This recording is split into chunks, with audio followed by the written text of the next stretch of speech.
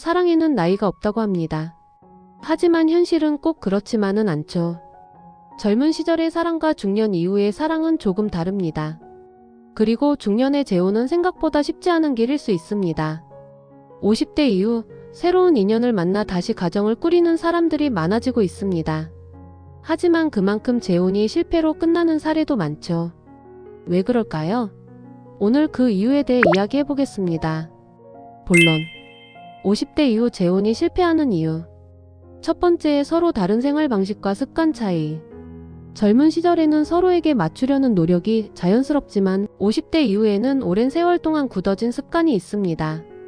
작은 생활 패턴의 차이도 불편함으로 다가올 수 있죠. 두 번째는 자녀 문제와 가족 갈등입니다.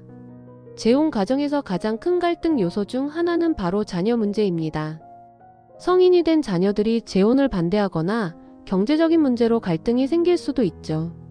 부모는 행복을 원하지만 자녀들은 받아들이기 힘들어하는 경우가 많습니다. 세 번째, 경제적 이해관계의 충돌. 50대 이후 재혼에서는 사랑만큼이나 중요한 것이 경제적인 부분입니다. 각자가 쌓아온 재산을 어떻게 관리할 것인가, 생활비 부담은 어떻게 나눌 것인가. 같은 현실적인 문제들이 갈등을 만들 수 있습니다. 다음으로 네 번째 이유로는 바로 감정적 거리감과 기대 차이입니다. 한쪽은 로맨스를 기대하지만 다른 한쪽은 편안한 동반자 관계를 원할 수도 있습니다. 감정적인 교감 수준이 맞지 않으면 관계는 삐걱거리기 마련입니다. 그리고 다섯 번째, 건강 문제와 돌봄 부담. 중년 이후에는 건강이 중요한 요소가 됩니다.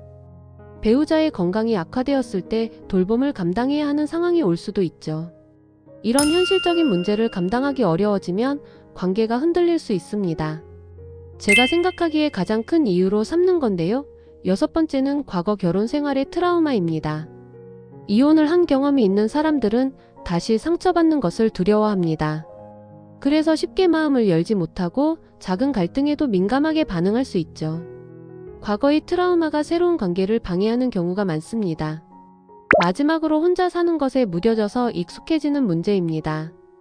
혼자 사는 것이 익숙해지면 다시 누군가와 함께 생활하는 것이 오히려 불편하게 느껴질 수도 있습니다. 작은 갈등이 생길 때마다 차라리 혼자가 낫겠다는 생각이 들 수 있죠. 결론, 재혼을 고민하는 분들께 묻고 싶어요. 그렇다면 50대 이후 재혼을 고민하는 분들은 어떻게 해야 할까요?